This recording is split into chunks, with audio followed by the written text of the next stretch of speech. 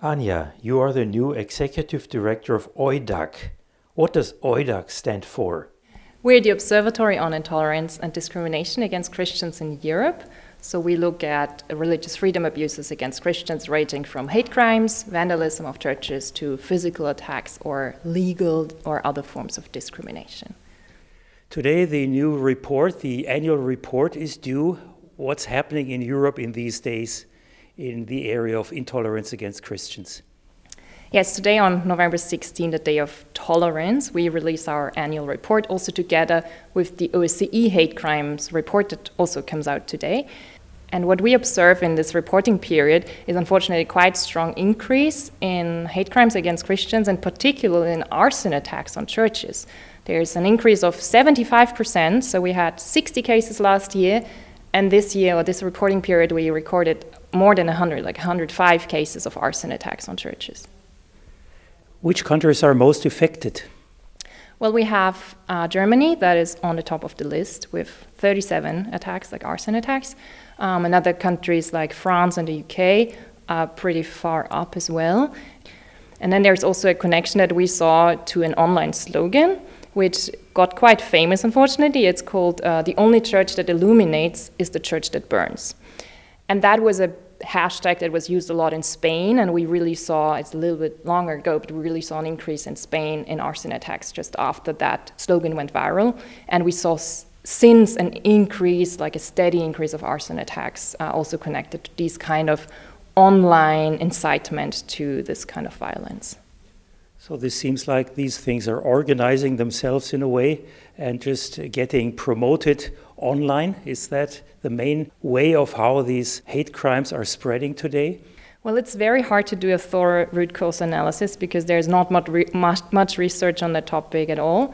Also, of course, there's different motivations and different groups organize themselves in a different way. But we saw an increase in groups that claim the authorship of these kind of attacks. Instead of, as in the past, doing it anonymously, now we see groups that actually are quite proud, and they either leave graffiti that indicate their anti-Christian bias, or they even proudly claim the authorship in social media postings. The observatory is based here in Vienna, Austria. Now, Austria is not known as a country that's very violent. Are there any crimes against Christian institutions, Christian objects also happening in your country? Yes, we do have a few examples, a few cases on our list for Austria as well. The most striking one, I believe, is an attack that was planned, a terrorist attack that was planned by two young pupils, teenagers, who tried to buy weapons and wanted to shoot all the Christians in their class. What was their background? Well, that was an Islamic motivated background. Is it mainly Islamic motivation, or are other motives also relevant for these attacks, these hate crimes against Christians? Yeah, actually, the Islamic attacks that we can identify are not even on the top of the list. What is on the top of the list are radical far-left political groups, like feminist groups, LGBTI activist groups, that go into churches, that leave graffiti there. The new graffiti is "God is trans," but also that then really commit acts of vandalism and desecration and really like tear down statues sometimes. Generally, we still have more cases where we don't know who the perpetrators are than those we can actually identify. We just see a trend that more and more groups are publicly identifiable and are almost like proud of the attacks and want to be represented in this way. Your own background is that of human rights. You've studied human rights. You've worked also in Parliament for a while. Now another report is due today from the OSCE. Perhaps you can also mention that. What are the findings there? Yes, the OSCE hate crimes report is also published today on November 16. And what the OSCE does, it collects cases from civil society organizations, but also from police statistics from the various countries in the region. And the numbers of hate crimes for Europe match with our numbers. The OSCE had around 790 incidents, really hate crime cases against Christians. We had 750. And we see also both OIDAC and the OSCE see an increase from last year in these anti-Christian hate crimes.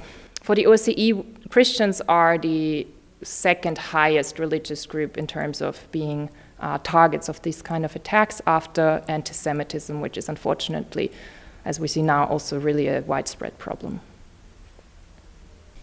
In your observatory, you're not only documenting hate crimes, you're also documenting cases of legal discrimination, particularly against Christians.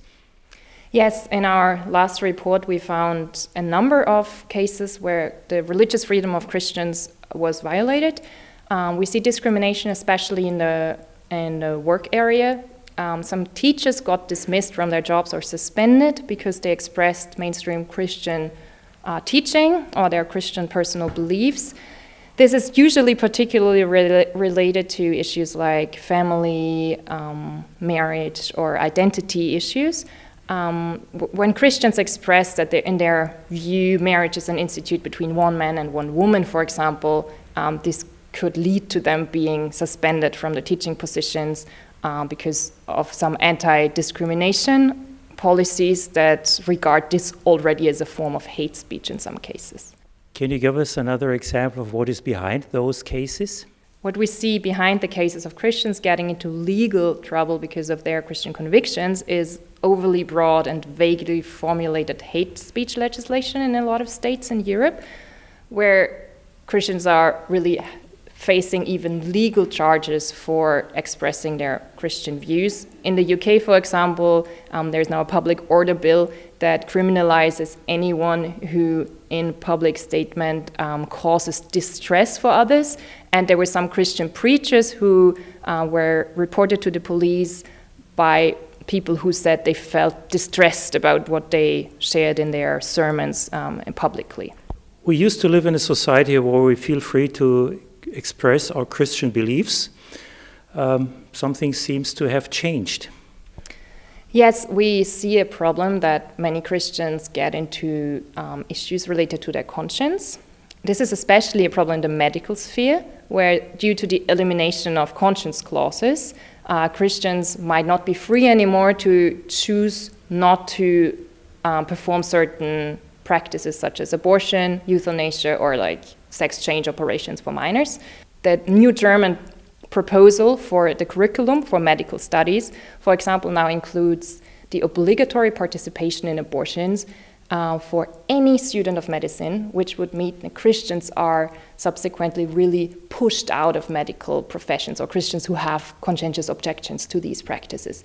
And of course, this is a real problem for the pluralistic democracies we live in, and also for the public debate that will, due to some of these hate speech legislation that I mentioned, really suffer in its plurality. This report, people interested in it, how can they get it? Our report is available for free online on our website, intoleranceagainstchristians.eu. It's very easy to find it in our publications, and we also provide some summaries in our findings online. Thank you, Anja, the new Executive Director of the Observatory of Intolerance and Discrimination Against Christians in Europe. Thank you for talking to us. Thank you very much.